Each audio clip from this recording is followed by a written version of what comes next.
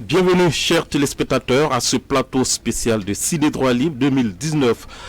Nous recevons aujourd'hui le président de la 15e édition de Ciné Droit Libre, le président de la transition Michel Kafando.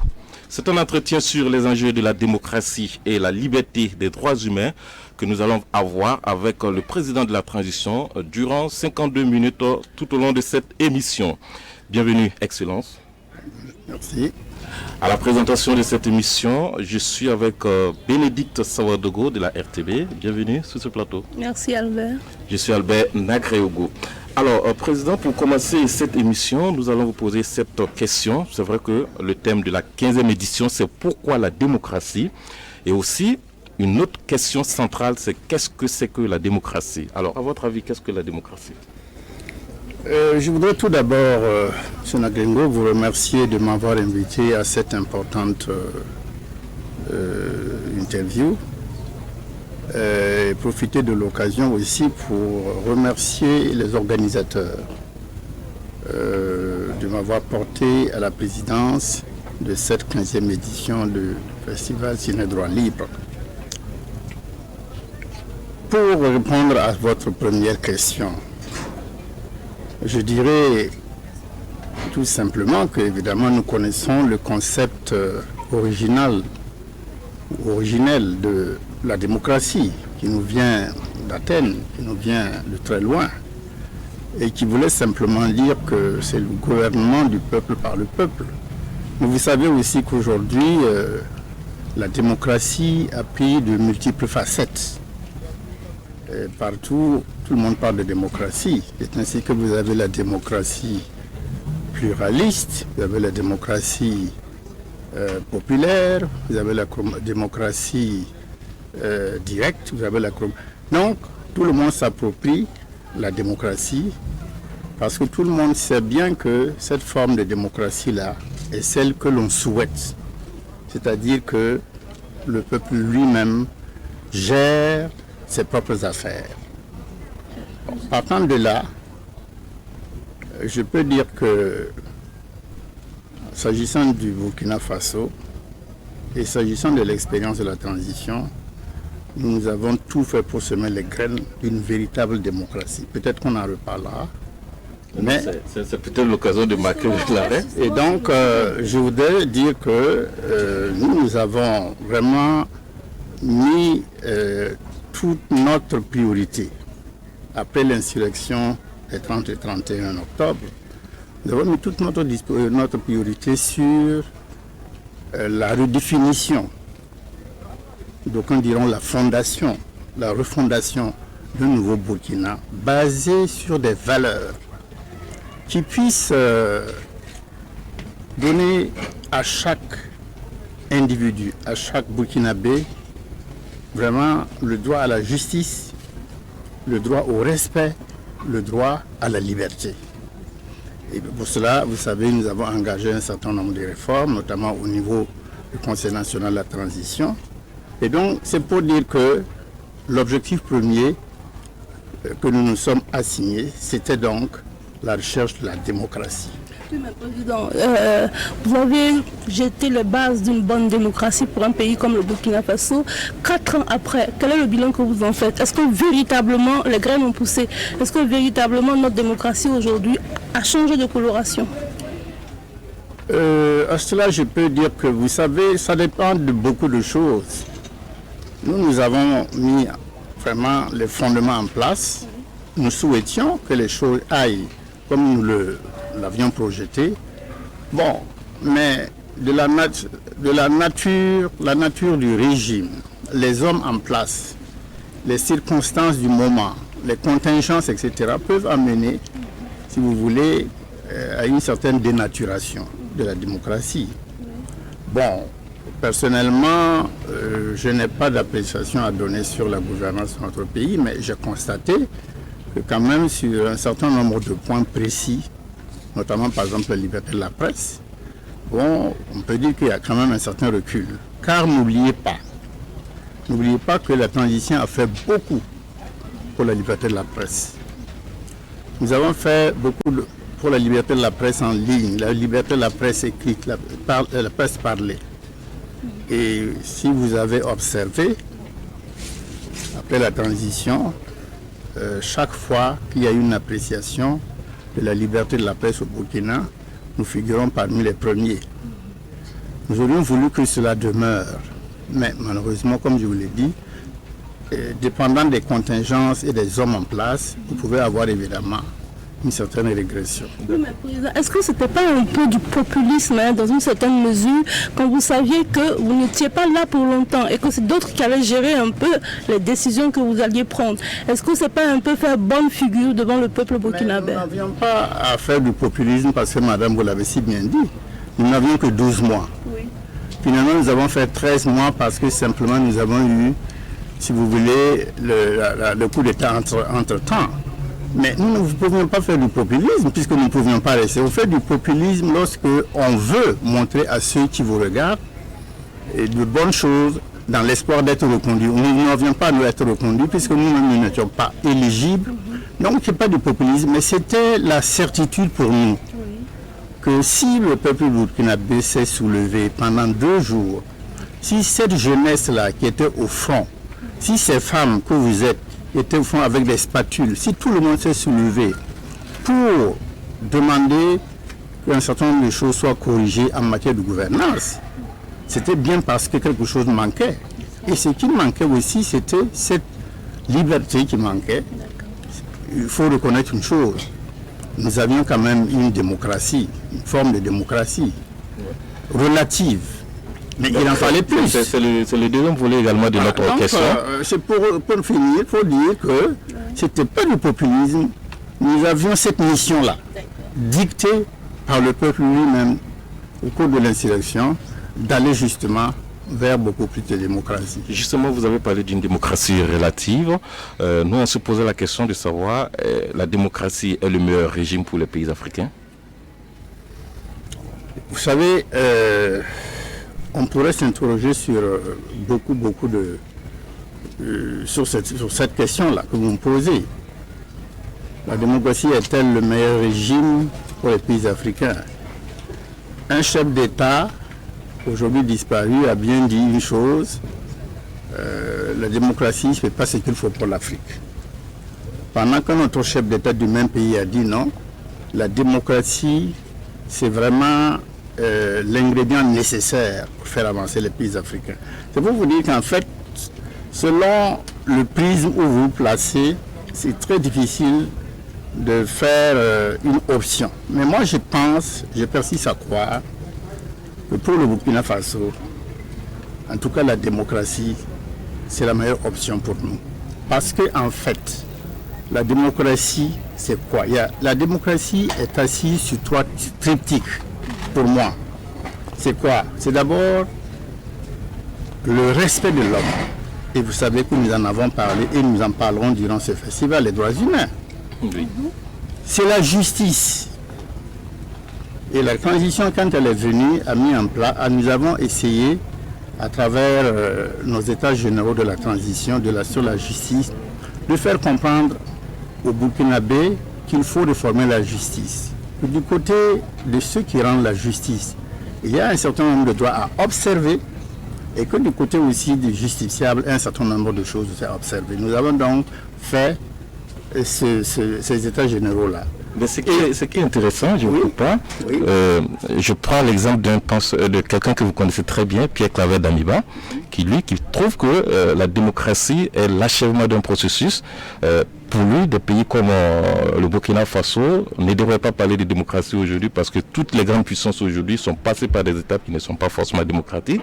Il prend l'exemple de la Chine, il prend l'exemple de la France qui a connu des empereurs, il prend également l'exemple de la Russie, il prend beaucoup d'exemples. Donc pour lui aujourd'hui, la démocratie n'est pas forcément ce qu'il faut au début pour pouvoir atteindre le développement. Mais peut-être aussi que M. Pierre Claver d'Amiba oublie que nous avons pris les choses plus haut que les pays dont nous parlons. C'est-à-dire? C'est-à-dire que nous sommes venus en 1960 que nous avons été indépendants. Les pays dont vous parlez quand vous parlez de la Chine, c'est depuis les Ming, c'est depuis les empereurs. Quand vous parlez d'autres pays, c'est depuis vraiment la nuit des temps. Mais le Burkina est entré déjà avec, j'allais dire, peut-être avec les défauts de la démocratie en 1960. Hein? Je veux dire que par là que, quand vous prenez en 1960, nous avions déjà un régime à parti unique, un parti dominant, du DVRDA. Bon, et vous savez ce qu'il en a, c'était du régime de M. Maurice Yamouego. Il y a eu un soulèvement populaire, mais pourquoi? Parce que le régime du parti unique ne convenait pas. Pourquoi? Parce qu'il n'y a pas eu suffisamment de liberté, il n'y a pas eu suffisamment de justice pour les voltaïques à l'époque, et c'est ce qui a amené cette situation de fait.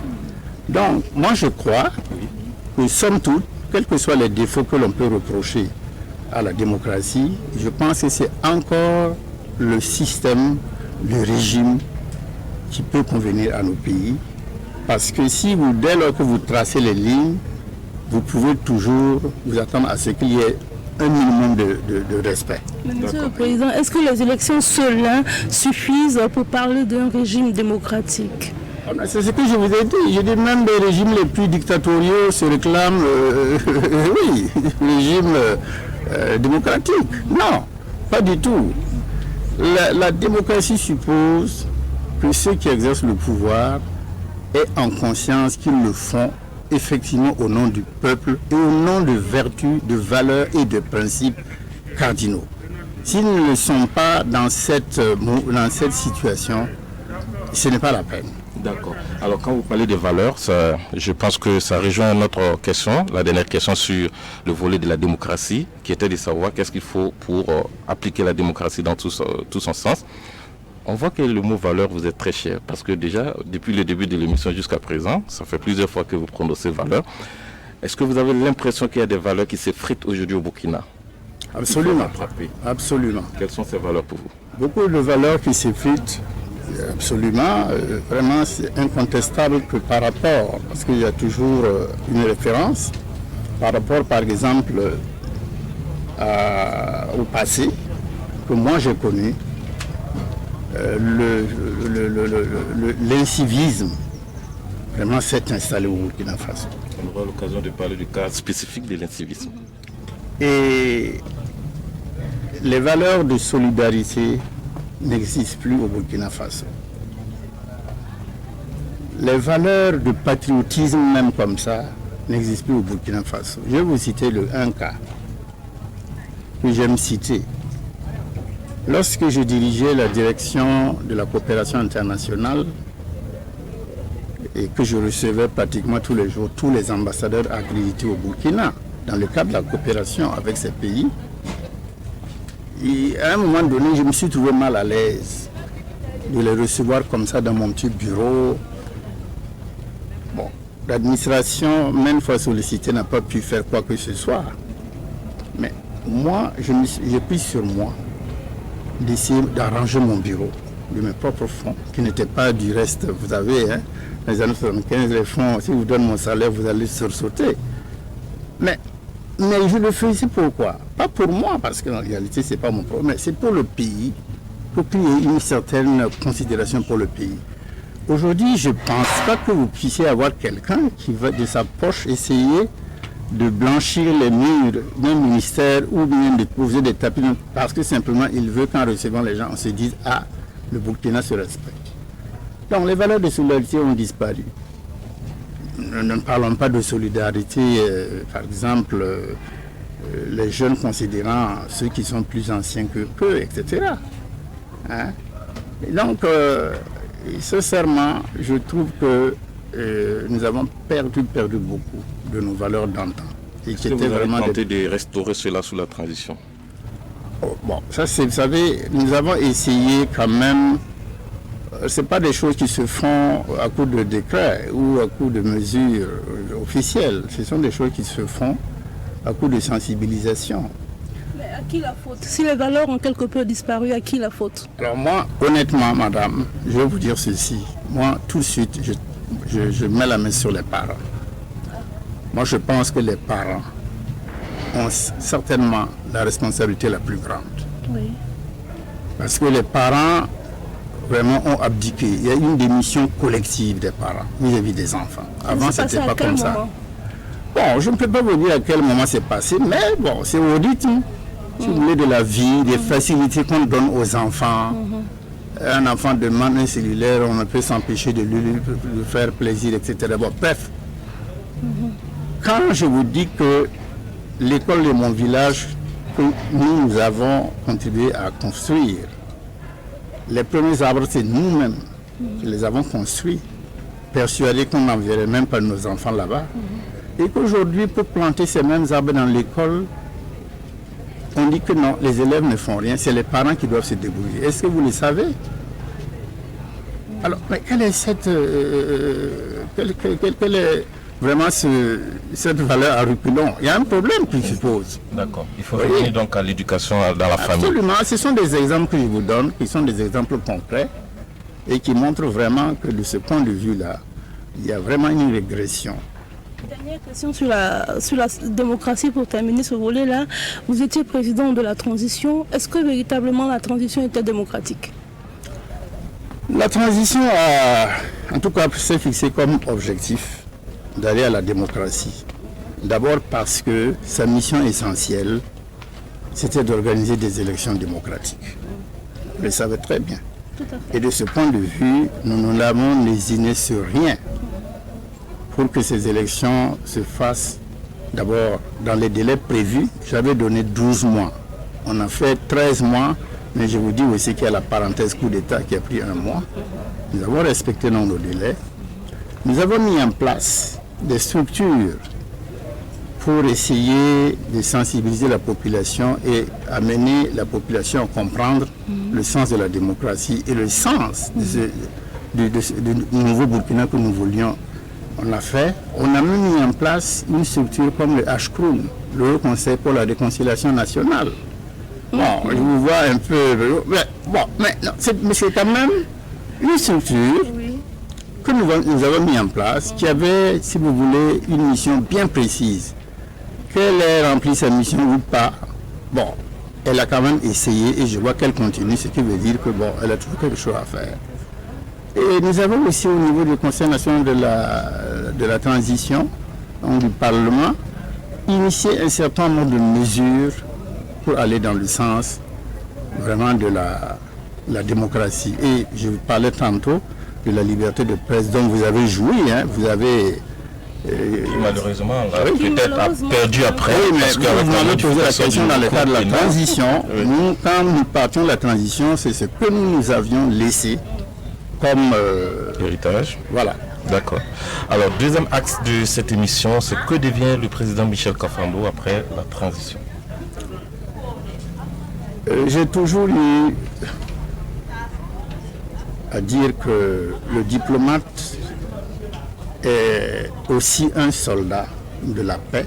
Il n'est pas sur le terrain comme les soldats guerrois, comme nos FDS guerrois, mais il a une action à mener justement comme complément de ce que les militaires font sur le terrain, les questions de négociation, questions de médiation, facilitation, etc.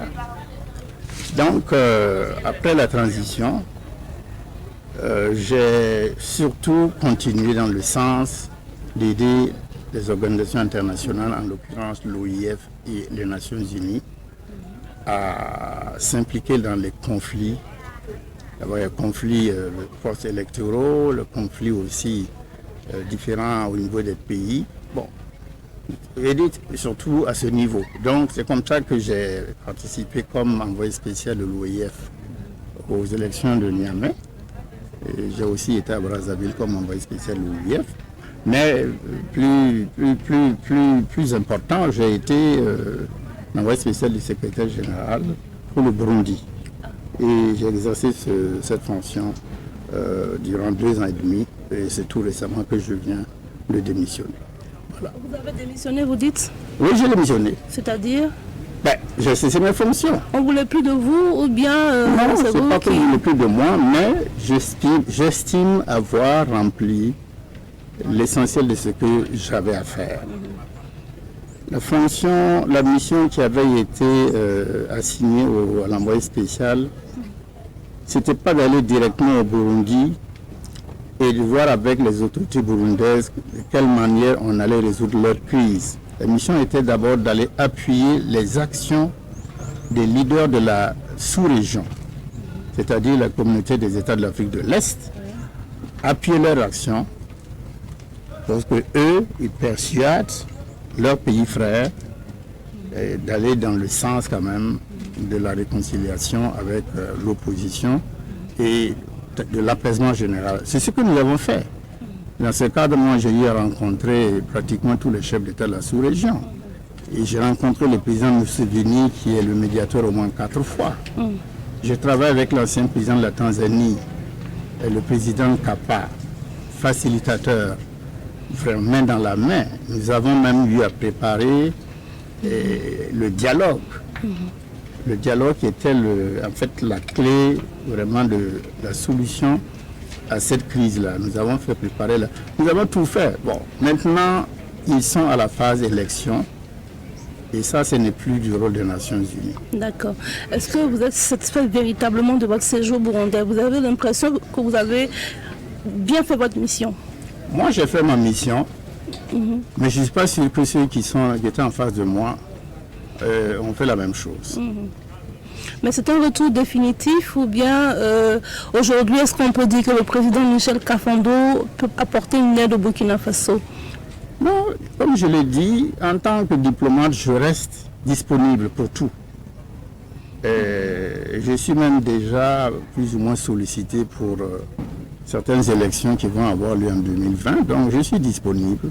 C'est l'OIF qui vous sollicite encore? L'OIF généralise, peut-être, probablement, ça peut être les Nations Unies comme ça peut être l'Union africaine. Voilà. Monsieur le Président, vous n'êtes pas fatigué? Normalement, en ce cas, on est à la retraite.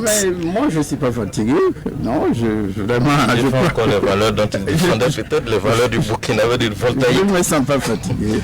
Dans ce contexte-là, quelle peut être votre contribution pour notre pays, pour votre pays, le Burkina Faso, aujourd'hui? Moi, je pense que tout Burkinabé qui a conscience que le pays traverse un péril doit être toujours prêt à apporter sa contribution. Cette contribution, c'est certainement quoi? Bon, sûrement en forme de socialisation politique.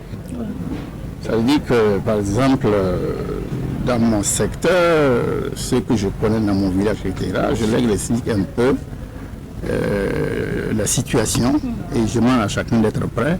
Ça peut aussi être l'exploitation des réseaux que nous avons. Bon, moi j'ai beaucoup de réseaux à l'extérieur. Et déjà, je peux vous dire que pour ce qui concerne le pays, bon, avec le secrétaire général et avec certains responsables des Nations Unies, on en a déjà parlé. Donc, vous voyez, on est toujours en activité. D'accord. Voilà. Alors, on va aborder la question de la sécurité. Sous la transition, c'est vrai, on n'avait pas connu aussi dégradant, mais après, on a vu une situation sécuritaire totalement dégradante, si on peut le dire ainsi. Comment vous appréciez aujourd'hui cette question de terrorisme avec des milliers de déplacés internes, des victimes régulièrement, des gens qui meurent, et puis des soldats également qui meurent au front? Situation déplorable. Situation déplorable. Et qui maintenant vraiment donne l'impression que pour la circonscrire, il va falloir trouver d'autres moyens que ceux dont nous disposons actuellement. Parce que si on en croit, par exemple, ceux qui sont les mieux informés, bon, c'est pratiquement comme un environnement déjà. Et donc, moi je pense que, premièrement, au niveau du Burkina, à mon avis, il faut arriver à une solidarité nationale. Parce que quand le pays traverse une situation de ce genre, il n'y a plus de problème entre les gens. Il n'y a pas de problème entre les gens. Souvent je discute de la situation en la comparant avec ce que nous avons connu en 1974, la malheureuse guerre avec le Mali. Et je disais aux gens, par exemple, tout le monde, nous venions d'entrer comme jeunes fonctionnaires, mais ce qu'on avait créé nous-mêmes au niveau de Ouagadougou comme comité de défense, il y en avait qui gardaient le barrage il y en avait qui gardaient la forêt. Il y en avait. Donc, de nous-mêmes, on n'a pas attendu que l'État fasse quoi que ce soit. C'était impressionnant. Sans compter que la presse a joué un rôle énorme. Vous savez que Paul Ismaël, qui était votre l'ancien directeur, il avait ses éditoriaux le soir et tout le monde à 19h allait écouter l'éditorial de Paul Ismaël qui était avec des accents guerriers qui, en tout cas, appelaient les gens, etc. Et donc tout le monde était vivant et je ne vous cache pas que Feu Sankara a fait, en fait, c'est là qu'il a acquis ses lettres de noblesse. Sankara n'était pas connu, mais quand il a rasé un village malien au moment de l'effervescence, il était devenu le héros national et à partir de là, il s'est tissé cette légende-là. Aujourd'hui, j'ai l'impression qu'il n'y a pas cette solidarité. Il n'y a pas de héros? Il n'y a pas non plus de héros. Il n'y a que des gens qui bavardent sans connaître ce que c'est que la situation. Quand vous prenez les forumistes et tout, vous voyez toutes sortes de choses qu'on raconte. Ça, on est fort. Mais pour le reste, il faut la solidarité. Et je pense, je le dis honnêtement, je pense qu'il faudrait qu'au niveau de la gouvernance, on essaie... en tout cas, il va falloir qu'on élargisse le système gouvernemental pour y inclure même des gens que l'on n'aime pas, pour qu'ensemble on essaie de voir ce que l'on peut faire. Parce que les gens qu'on n'aime pas, c'est qui? Non, les gens qu'on n'aime pas, il y en a certainement. Vous ne pouvez pas me dire que les hommes politiques là s'embrassent tous les matins. Non, pas du tout. Un gouvernement d'union ou un gouvernement d'union. Quand vous voyez qu'en France, par exemple, quand il y a eu la défaite française, en 1870, quand les grands États ont constitué le gouvernement de défense nationale parce que les Allemands occupaient Paris et la France, ils n'ont pas eu besoin de prendre des républicains, non. Même les monarchistes, tout le monde était dedans. Parce qu'il s'agit de défendre le pays, c'est l'intérêt de la nation. C'est parce que vous avez une nation que vous parlez. Si vous n'avez pas de nation, vous allez aller où? Donc moi je pense que de ce côté aussi, il faut avoir une nouvelle vision. Il faut impliquer des gens capables d'élargir la pensée, la conscientisation, l'action, au lieu de s'en tenir, parce que c'est très très important. Alors ça nous permet de poser la question aussi de l'armée. Sous la transition, on a vu souvent parfois des problèmes entre RSP, également c'était souvent un problème personnel à ce qu'on dit avec Zida. Aujourd'hui, d'autres regrettent le RSP. Est-ce que vous pensez que l'armée aujourd'hui aussi est en griffe mal formé ou bien responsable de ce qui arrive? Je ne veux pas vous répondre sur la transition, sur le RSP. Oui, mais même là, je ne vais pas vous répondre. Vous pensez que l'armée aujourd'hui est à la hauteur aussi de la situation? Elle a besoin de soutien. Et je ne vous dirai rien, je vous mettrai à la place de l'armée, je suis la grande muette. D'accord. Monsieur le Président, est-ce que vous pensez justement, parce que beaucoup le disent, que le général Gilbert Diendéré aurait pu jouer un rôle important dans la résolution de cette crise-là, pareil pour le général Bassolé, est-ce que vous êtes de cette avis? Nous, est indispensable dans la solution de ce problème. Les gens racontent ce qu'ils veulent, nous, est indispensable. En quoi le général Gilbert Diendéré pouvait apporter une solution à la crise? Personnellement, je n'ai pas la réponse. Moi, je ne sais pas, peut-être parce qu'il connaît beaucoup de djihadistes, mais nul n'est indispensable. Vous savez, je vous ai dit, si la nation est rassemblée, solidaire, si les jeunes, surtout, qui constituent aujourd'hui la trame essentielle du Burkina, 70%, si vous mouliez les jeunes, et autour de l'idéal qu'il s'agit de votre pays, si vous le perdez, vous avez tout perdu.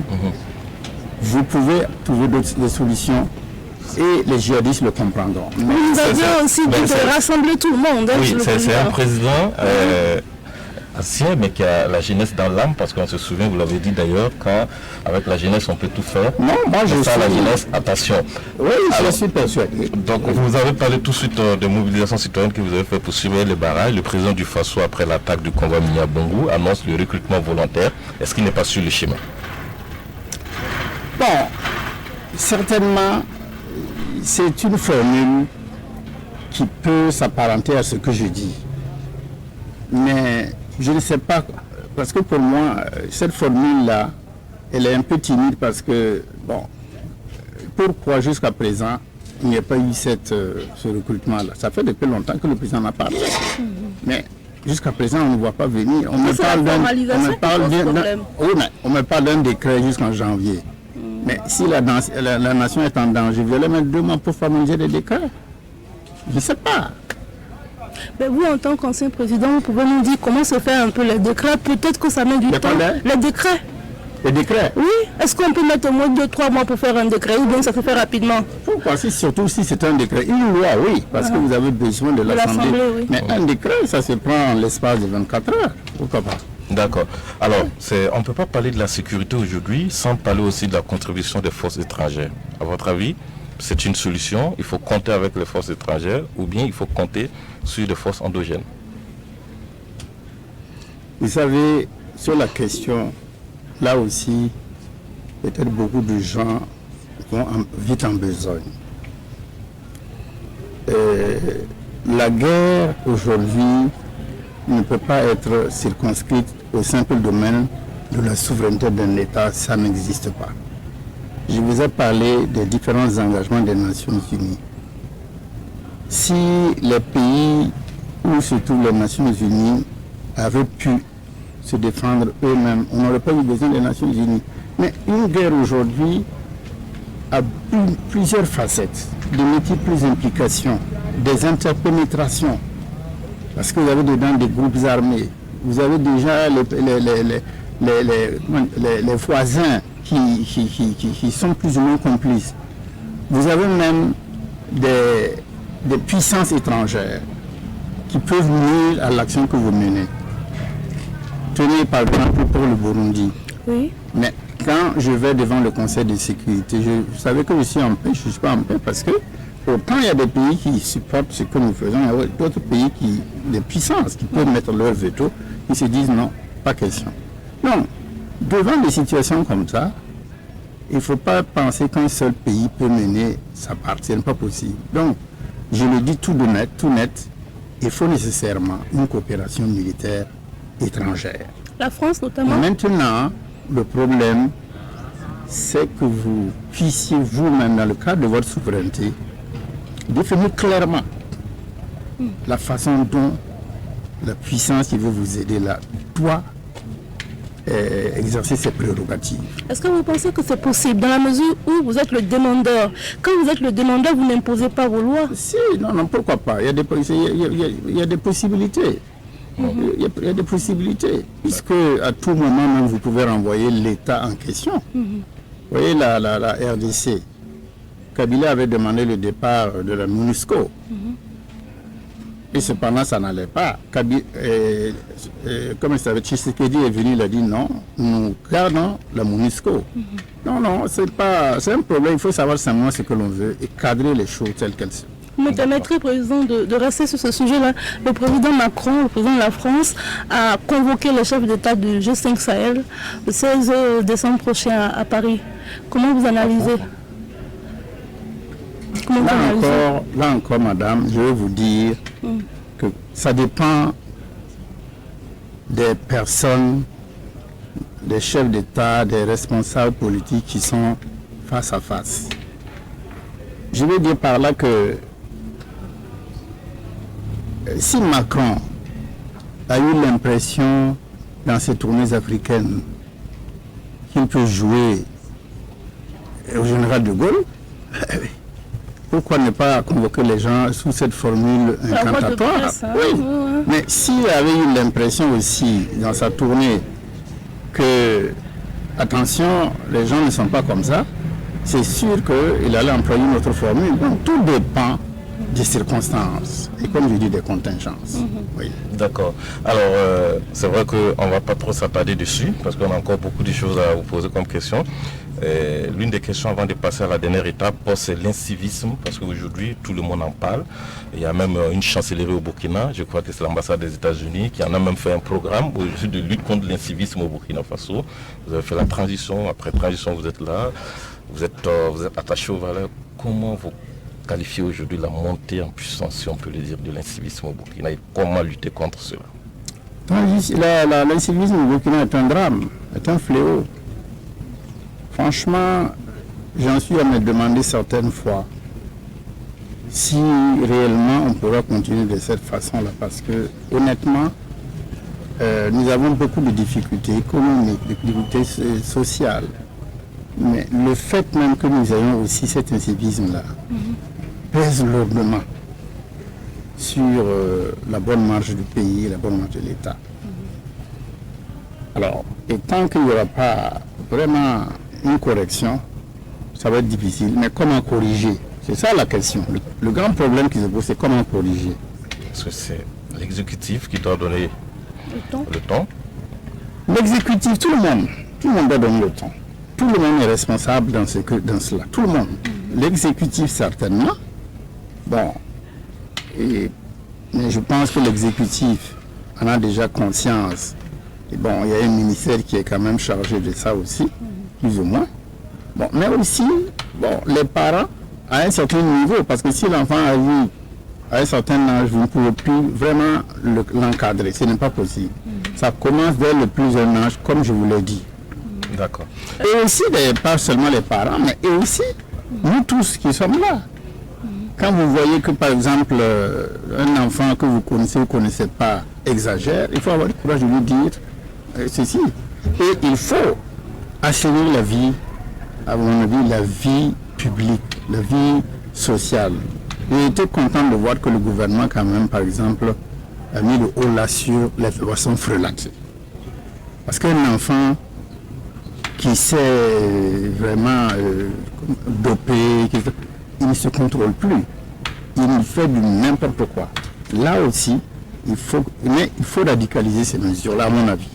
Est-ce que justement la montée de l'incivisme, Monsieur le Président, est partie après l'insurrection des 30 et 31 octobre 2014? Comment? Est-ce que la montée de l'incivisme au Burkina est partie après l'insurrection? Non, moi je ne pense. Non. Parce qu'avant, sous le régime Compaoré, on était aussi incivique que ça. Non. La montée de l'incivisme, ça ne vient pas de l'insurrection.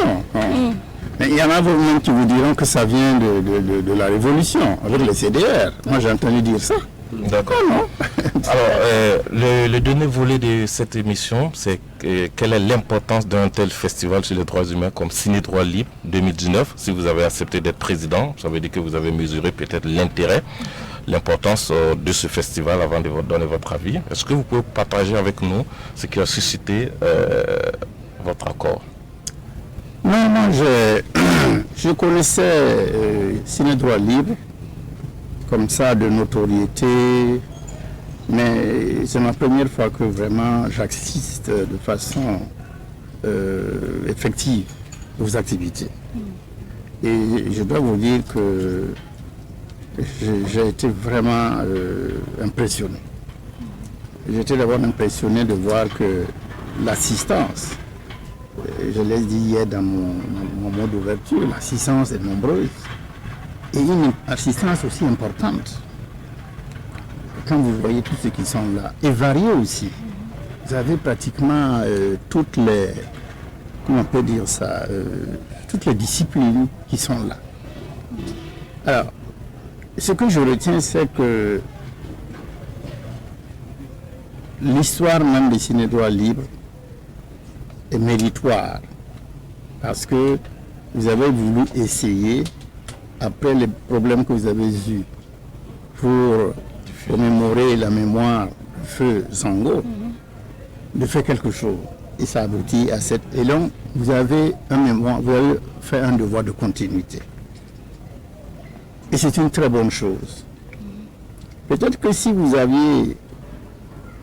on n'aviez pas fait cela, nous-mêmes au niveau de la transition, on n'aurait pas pu avoir, peut-être, je ne dirais pas le courage, mais on n'aurait pas pu rouvrir le dossier Norbert Zongo, parce que c'est sous la transition que nous avons rouvert encore le dossier Norbert Zongo. Oui. Donc, vous avez un devoir de continuité, devoir de mémoire, et surtout, vous démontrez par là que la façon dont Norbert Zongo a trouvé la mort, dans le cadre de l'exercice des droits humains et de la démocratie que nous recherchons, est un crime ignoble qu'il ne faut jamais bannir. Il ne faut pas qu'on oublie. Voyez. Donc je crois que ça c'est extrêmement important. Et par-delà ce que je vous dis aussi, bon, voyez, vous faites preuve aussi de... Vous donnez des enseignements à beaucoup de gens.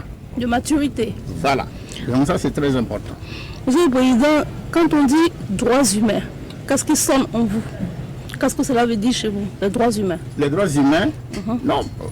Moi, les droits humains, je vous l'ai dit tout de suite, je respecte de l'homme. La première chose. L'homme est au centre de la vie sociale. L'homme est au centre de la création, si je peux être... si je veux faire appel à la foi. L'homme est au centre de toute la création. Donc, si vous ne respectez pas celui qui est au centre des choses, ben, vous n'avez rien compris et vous méritez même que nous vous mettions au banc de la société. Donc, pour moi, d'abord, c'est le respect. La deuxième chose, si vous le respectez, il faut lui donner la liberté. À quoi bon le respecter si vous ne donnez pas la liberté? Et si vous le respectez, il faut respecter la justice. Il a droit à la justice. Parce que vous pouvez lui donner la liberté, mais si c'est après, pour en dessous, essayer de lui gronder, ce n'est pas la peine. Donc, il faut lui... Non, c'est moi, ce que j'appelle les triptyques. Voilà. Le respect, la liberté et la justice. Et la justice. Ça nous permet aussi de bondir sur cette question. Comment vous appréciez aujourd'hui le cadre juridique des droits humains au Burkina? Parce qu'on sait que chaque année, il y a l'EPU qui est là, l'évaluation des pairs universels. Je crois, avec le ministère des droits humains qui présente son rapport devant les instances des Nations Unies. Comment vous appréciez aujourd'hui le cadre juridique des droits humains? Bon, et comme vous me faites redire ce que j'ai dit auparavant, c'est-à-dire que tout ça dépend de la conjoncture. Ça dépend de la conjoncture, de l'évolution des choses. Bon, je ne suis pas en mesure vraiment personnellement de vous dire comment les choses ont évolué. Donc, bon, je ne peux pas donner une appréciation. D'accord. Voilà. Mais est-ce qu'on n'a plus suffisamment de temps, hein? On va aller très rapidement. Mais justement, comment aujourd'hui, Monsieur le Président, on peut concilier la lutte contre le terrorisme et le respect des droits humains?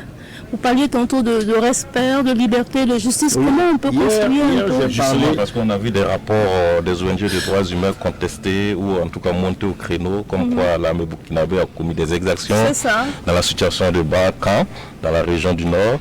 Souvent aussi, on voit également d'autres critiques. Comment aujourd'hui on peut mener cette lutte-là? Parce que des gens pensent qu'on vient faire des enlèvements la nuit, on ne passe pas par des voies normales, c'est-à-dire des interrogations devant la justice avant d'exécuter certaines personnes. En un mot, comment on peut faire la conciliation? J'ai moi-même posé le problème hier, vous rappelez à mon discours d'ouverture, j'ai parlé de dualisme, mais j'aurais dû parler de conflit entre les textes qui sont pris par le gouvernement dans le cadre de ses préoccupations sécuritaires et la liberté d'expression. Ça revient à ça. Bon, et moi je pense que il y a d'abord, en ce qui concerne les organisations des droits de l'homme, il faut toujours aussi faire une analyse sérieuse des situations. Ce n'est pas facile, il faut faire une analyse sérieuse des situations. Je connais ce problème parce qu'au Burundi, le Bureau des droits de l'homme des Nations Unies a été fermé parce que l'organisation qui s'occupait des droits de l'homme a fait un rapport qui n'a pas été apprécié par le gouvernement burundais. Et le gouvernement a carrément et simplement fermé le bureau. Donc plus rien. Donc maintenant ceux qui veulent faire des rapports, c'est de loin qu'ils font ces rapports. Et je leur ai dit moi-même que ce n'est pas sérieux parce que si vous n'avez pas l'impression que votre travail est sérieux, vraiment vous ne pouvez pas être crédible. Donc ce que je veux dire, c'est que les droits de l'homme doivent aussi, à mon avis, faire un travail sérieux. Et faire un travail sérieux pour moi, ça veut dire qu'il y a d'abord leurs propres hommes, mais il faut toujours qu'au niveau du pays qu'ils visitent, il y a aussi des gens qui participent pour faire l'enquête et élaborer le rapport. Ça, c'est en ce qui concerne les droits de l'homme. En ce qui concerne le pays, je crois qu'il faut, quand vous avez fait l'option de respecter les droits humains, dans une situation comme celle-là, par exemple celle qu'on a connue là, il faut dire la vérité. Parce que ceux qui vous observent savent très bien qu'un État comme le nôtre n'a pas la capacité de tout contrôler. Il y a des exactions qui se font, mais ce n'est pas la faute du gouvernement parce que ce sont des choses qui lui échappent. Mais pourquoi ne pas le dire? Il ne faut pas le camoufler aussi, parce que quand vous le camouflez, c'est comme si vraiment vous êtes fautif. Donc il y a un problème de vérité d'abord, qu'il faut que de part et d'autre, on respecte. Bon, et deuxièmement, à mon avis, il faut qu'au niveau de l'État, vraiment, il y ait des structures même. Il faut mettre beaucoup de structures. Parce que si vous remarquez, tous les problèmes que l'on a, les différents et tout, ça commence même par un truc, mais ça aboutit toujours aux questions des droits de l'homme. Donc un État qui veut éviter tous les problèmes doit mettre en place des structures. Dès que, par exemple, Yirigou, immédiatement, on aurait dû avoir tout de suite des gens sur place pour essayer de faire des enquêtes, etc. Mais Yirigou, on a entendu, tout le monde en a parlé, mais on a fait quoi? 4, 5, 6 jours, non? C'est à peu près. Donc vous n'aviez plus la réalité des choses. Vous n'aviez que les gens qui racontent des histoires sur les forums, ils ont vu des crânes par-ci. Et c'est ça le grand problème. D'accord. Donc, il faut créer des structures d'urgence qui réagissent au cas de existent à l'heure actuelle, Oui, qui d'accord. existent à l'heure actuelle et qui sont là, disponibles, comme en attente. D'accord. Vous voyez. Alors, on a également, on est à quelques jours de l'anniversaire, le 21e anniversaire de l'assassinat de Norbert Zongo. On l'avait évoqué tout à l'heure, la transition a donné un nouveau souffle à ce dossier. Quel est votre message pour cet anniversaire?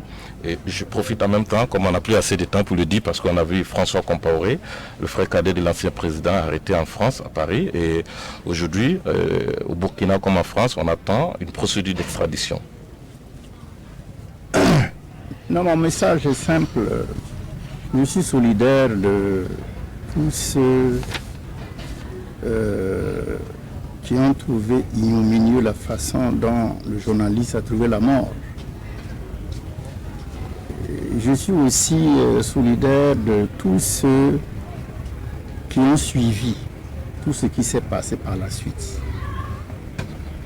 Et je condamne la façon dont le gouvernement précédent, le régime précédent, a voulu carrément et simplement camoufler ou habiller cet assassinat d'une forme plus ou moins de la méconnaissance. Bref, en tout cas, je suis solidaire de tout ça et c'est pour cette raison que la transition qui est venue aussi pour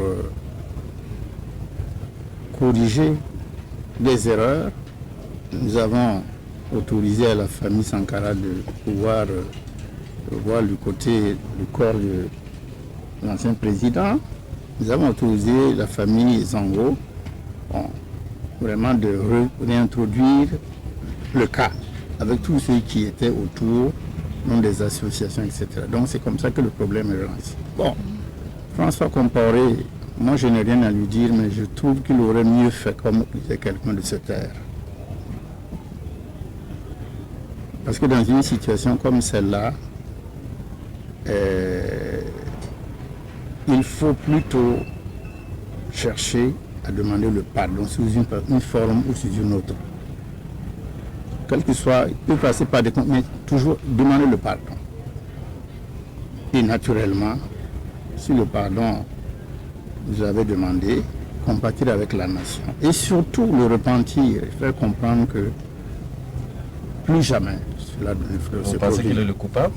Non, je veux dire qu'il n'est pas. Je ne dis pas qu'il est le coupable, mais à partir du moment où lui-même se défend et que la Cour, puisque pour que la Cour en France le traîne devant, en tout cas s'occupe de son dossier, c'est qu'il y a ce qu'on appelle des éléments irréfragables. C'est-à-dire qu'en termes de justice, vous avez les preuves simples qui peuvent être banalisées, mais il y a des preuves irréfragables. Les preuves irréfragables, là, ça veut dire qu'elles sont telles que la justice peut se prononcer là-dessus.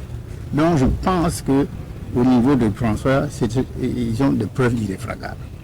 Alors, moi, mon problème, c'est ça. Et je me dis qu'en tout état de cause, il faut attendre pour voir. Parce que... Justement, attendre pour voir. Qu'est-ce que vous espérez pour ce dossier-là? Non, il faut attendre pour voir, puisque le dossier maintenant, c'est au niveau de François Compaoré. Ce n'est plus au niveau même national, c'est au niveau de François Compaoré. C'est ça, ce niveau. Parce qu'en fait, ce qu'on demande à François, c'est pas qu'on l'appuie en tant que tel, mais il fait partie des gens qui sont soupçonnés et on lui demande de venir répondre. C'est même pas une accusation en tant que telle. Il fait partie des gens qui doivent être entendus. On lui demande seulement de rentrer. Est-ce qu'il ne doit pas craindre pour sa sécurité s'il rentre? Ah, forcément. C'est forcément, il doit, mais vous savez, mais c'est ça aussi. C'est ça la rançon de situations comme ça. Vous pensez que son grand frère Blaise Compaoré en Côte d'Ivoire aussi doit faire le repenti, comme vous le dites, et chercher à rentrer au Burkina? Vraiment, vous me permettez de ne pas... Il ne veut parler de ça. Alors, la réconciliation nationale, un point qui pourrait clore cette émission, parce que vous avez parlé également d'inclusion, d'appeler tout le monde pour construire ce pays-là. Quel est votre message aujourd'hui par rapport à la réconciliation nationale, M. Kafondo? La réconciliation nationale est une exigence. Je vous ai dit que sous la transition, nous avions mis en place déjà ce haut conseil qui a du mal à se lever, Monsieur le Président. Voilà, nous l'avons quand même mis en place. Tout à fait. Ça veut dire que... Est-ce qu'elle n'est pas trop institutionnelle? Est-ce qu'il ne faut pas repenser une autre forme? Je suis d'accord avec vous, parce que nous, au départ, nous l'avons mise en place déjà pour s'occuper d'un certain nombre de problèmes. Tous ceux qui avaient des affaires, entre guillemets, avec l'État, leurs affaires devaient passer déjà par le HCOUM. Donc c'était déjà ça, le dossier dont ils devaient s'occuper. Maintenant, la réconciliation, c'est une œuvre de longue haleine. Et nous pensions que, bon, avec ceux qui allaient venir après nous, la question serait repensée, peut-être même, bon, le conseil serait remanié. Je suis tout à fait d'accord avec vous. Il ne fallait pas s'arrêter à une institution en tant que telle, qui est même déjà grippée, mais qu'il faut aller plus loin parce qu'en fait, l'avenir du Burkina repose sur la réconciliation ou pas. C'est là, la question est très importante. J'ai dit dans un des journaux, je crois que c'est le pays à qui j'avais donné une interview, j'ai dit le Burkina Faso est un pays qu'il faut exorciser. Et je reste sur ces termes exorciser. Ça veut dire quoi? Il y a tellement de problèmes que le pays a connus, j'allais dire depuis pratiquement Maurice Yamogo, l'insurrection, que si nous ne vidons pas le pays de toutes ces lourdeurs, de toutes ces pesanteurs, et que nous ne fassions pas, nous ne créions pas un nouveau, enfin, qu'il n'y ait pas une refondation, si nous devons continuer de cette façon, je crains fort que notre pays ne puisse jamais s'en sortir. Justement, c'est comment l'organiser, cette réconciliation? Bon, écoutez, ça, c'est... Il faut aller vers des traditionnels, les chefs coutumiers traditionnels, il faut impliquer la société civile, il faut impliquer les acteurs politiques, il faut créer un cadre de consultation. En fait, c'est comment il faut arriver à le faire? En tout cas, je pense personnellement que vous ne pouvez pas aller à une réconciliation sans que ceux qui sont les fondements de ce pays-là, les racines, là, soient impliqués. C'est qui les racines, M. Président? Moi, je parle des anciens, etc. Voyez. Et voyez, je vais vous dire une chose. En 1992-93, j'avais fait un article dans l'Observateur où j'appelais le président Blaise Compaoré à organiser ici au Burkina, comme ça a été fait au Bénin, au Togo, etc., une conférence nationale. Parce qu'à l'issue de la révolution et surtout avec le traumatisme qu'on a reçu avec l'assassinat de Thomas Sankara, le pays était profondément divisé. J'ai dit, il faut au Burkina une conférence nationale. J'ai lancé l'idée comme ça. Et ça n'a pas été. Mais évidemment, les gens n'avaient pas intérêt à le faire parce que, bon, vous savez, quand on a le pouvoir et que vous n'avez pas de problème, bon, vous vous dites tout va bien. D'accord. Une dernière question. Maintenant, nous sommes arrivés à ce point-là. Pour organiser une nouvelle conférence, vous voyez que c'est très difficile. Donc, il faut voir de quelle manière je réponds à votre question, il faut parvenir à avoir un consensus national pour essayer de reposer les bases. Donc, il faut cela. C'est pas... La dernière question, c'est on a vu que lorsqu'on a voulu lancer l'assaut sur le camp Navakom 2 RSP, quelques jours après, vous avez visité le camp, vous avez même félicité les soldats en disant félicitations aux boys. Aujourd'hui, on sait qu'ils traversent une période difficile. Si on devrait terminer cette émission, quel serait votre message à l'endroit de tous les soldats burkinabés? Aux soldats burkinabés, je le dis tout net aux jeunes soldats burkinabés, à qui effectivement je me suis adressé à Navakom pour exalter leur dynamisme, leur sang-froid et leur férocité aussi, parce que c'est des gens qui ont pris sur eux de régler un problème, ils sont restés là jusqu'au règlement du problème. Non, moi je prodigue simplement, leur prodigue vraiment leur faire beaucoup de courage. Parce que ce n'est pas facile quand vous devez faire face à l'ennemi avec souvent des moyens qui ne sont pas, si vous voulez, ceux de vraiment des moyens, pas dérisoires, mais en tout cas des moyens qui ne sont pas vraiment au top comme on dit. Il faut sauter du courage. Mais moi je dis surtout, j'en appelle au patriotisme de nos soldats. Parce que si vous avez opté pour servir le pays en étant le soldat, ça veut dire que votre mission fonctionnelle, c'est de défendre ce pays-là, coûte que coûte, jusqu'à la mort. C'est ça la mission fonctionnelle du soldat. Donc vraiment, je leur souhaite de rester patriotes jusqu'au bout, quel que soit ce qui va leur coûter, et je les encourage. Et je demande aussi à la nation de rester évidemment derrière les FDS et les soutenir, parce que ça aussi c'est très important. Soutenir le FDS, les encourager et puis véritablement prier pour eux, pourquoi pas. Mesdames et messieurs, c'est ici que nous allons prendre congé de vous. Nous avons permis de découvrir le président Michel Kafando sous un autre jour. Ce fut un plaisir de partager ce moment avec vous. Nous vous souhaitons un très très bon festival à toutes et à tous. Au revoir.